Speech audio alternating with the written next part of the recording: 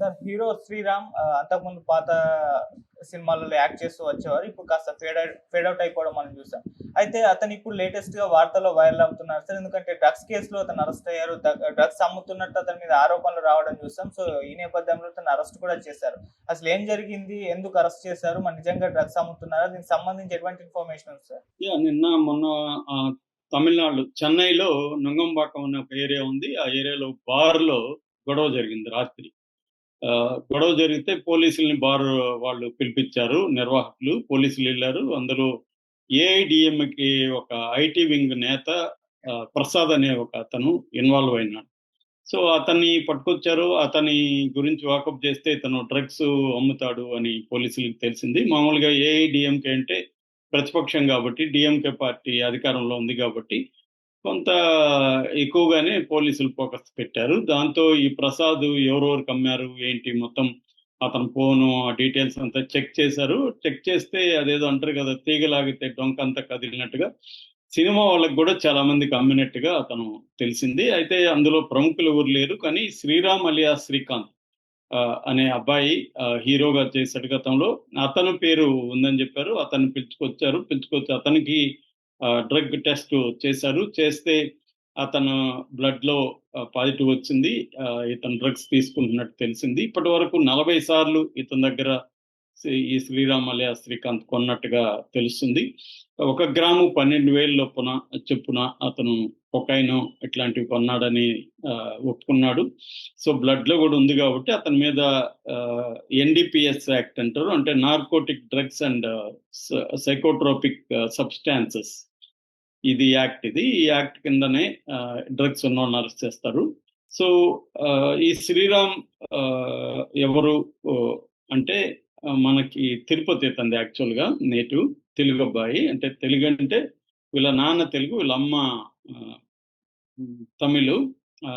ఆమె కుంభకోణం అంటారు తమిళనాడులో. కుంభకోణంలో ఉండే ఆమె. సో, వీళ్ళు ఈ అబ్బాయి పెరిగింది మాత్రం తిరుపతే. ఎందుకంటే తిరుపతిలో వీళ్ళ నాన్న స్టేట్ బ్యాంక్ ఆఫ్ ఇండియాలో పనిచేసేవాడు. ఆ తర్వాత ఆస్ట్రేలియాలో ఆహ్, చదువుకున్న కంప్యూటర్స్ చదువుకున్న వందన అనే అమ్మాయిని పెళ్లి చేసుకున్నాడు. వాళ్ళు ఇద్దరు పిల్లలనమాట. మామూలుగా ఇతని కెరియర్ చూస్తే 1999లో 'జన్నల్ మరబు కవితగల్' అనే ఒక బాలచందర్ టెలి సీరియల్‌లో ఇతను ఫస్ట్ యాక్ట్ చేశాడు. ఇంకా అక్కడి నుంచి తమిళ్‌లో 'రోజా కోటం' అని 2002లో పెద్ద హిట్ అయింది. తెలుగులో డబ్ అయిందిది. సో, ఇక్కడ నుంచి ఈ అబ్బాయి చాలా సినిమాలు చేశాడు. తెలుగులో గూడా 'ఒకరికొకరు', 'ఆడవారి మాటలకు అర్థాలు వేరులే', 'పోలీసు', 'నిప్పు', 'అసలేం జరిగింది' ఇలాంటి సినిమాలు చేశారు. ఇప్పుడు గూడా ఒక సినిమా తెలుగులో ఆహ్, ఇంకా అంటే ఒప్పుకున్నాడు. ఇంకా షూటింగ్ స్టార్ట్ జేయలేదు అని చెప్తున్నారు.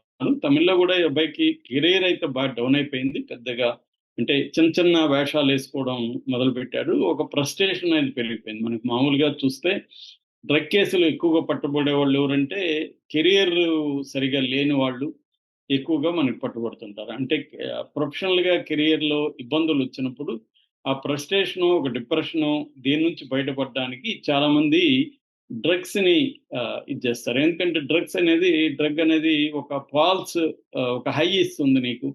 ఒక దాన్నేమంటారు? ఒక ఎక్స్‌టాసీ అంటారు. దాని పేరే కొన్ని డ్రగ్స్ పేరు ఎక్స్‌టాసీ డ్రగ్స్ అంటారు. ఎక్స్‌టాసీ అంటే ఒక బ్రహ్మానందం. ఒక గొప్ప ఆనందాన్ని అది ఉన్నంత సేపు మనకి వస్తది. అక్కడి నుంచి అది ఎక్కువగా డ్రగ్స్ అన్నీ గూడా అడిక్షన్ ఫార్మేషన్ అవుతుందన్నమాట. అడిక్ట్ అయ్యే లక్షణాలు వాటికుంటాయి ఆ డ్రగ్స్‌కి.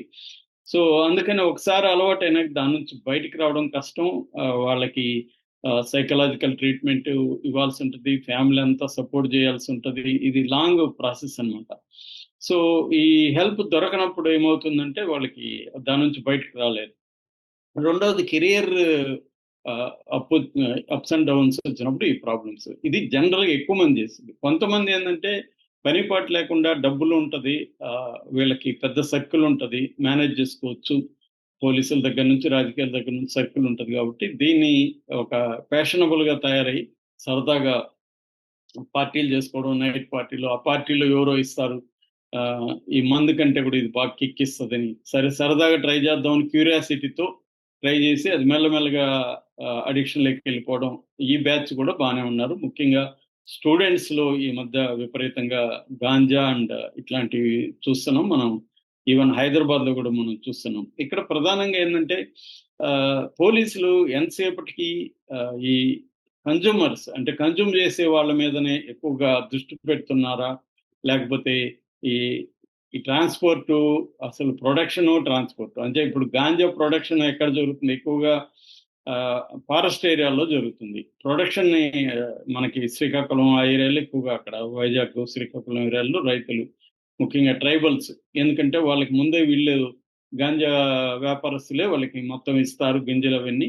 వాళ్ళు పెట్టుబడి కూడా ఇస్తారు, దాంట్లో బాగా డబ్బులు కూడా ఎక్కువ వస్తాయి కాబట్టి మిగతా పంటల కంటే ఇది పండిస్తే డబ్బులు ఎక్కువ వస్తాయని దాన్ని పండిస్తున్నారు.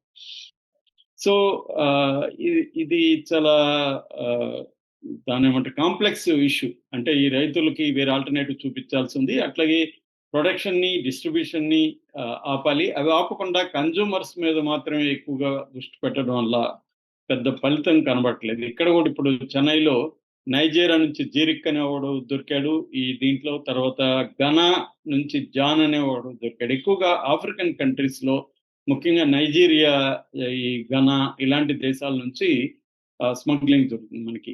ఇదేంటంటే ఎక్కడ అహ్మదాబాద్ నుంచి కోస్టల్ లైన్ అంతా కూడా స్మగ్లింగ్ వస్తుంది, సముద్ర మార్గం గుండా ఎక్కువగా వస్తుంది.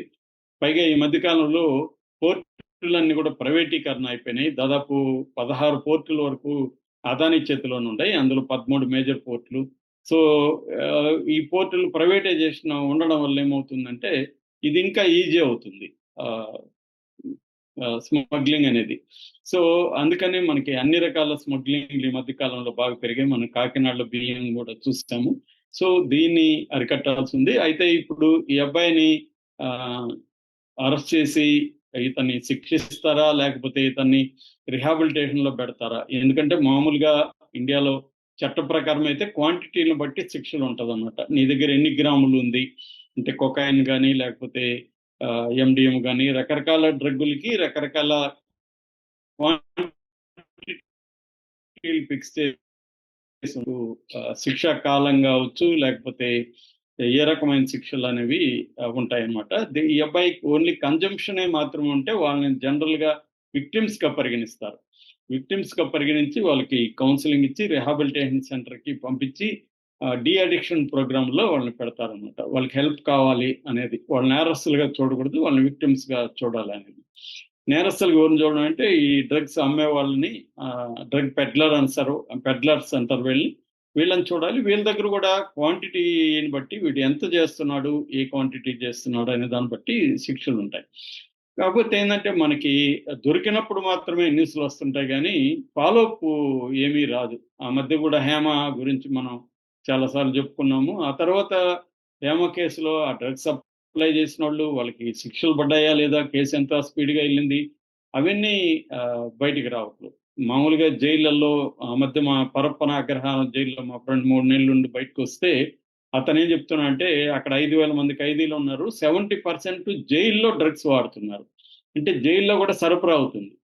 మరి దీన్ని అరికట్టకుండా డ్రగ్స్ వాడకం ఎలా మాయమవుతుంది? జైల్లో కూడా డ్రగ్స్ 70% ఖైదీలు జైల్లోనే వ్యాపారం జరుగుతుందంట, పెద్ద వ్యాపారం.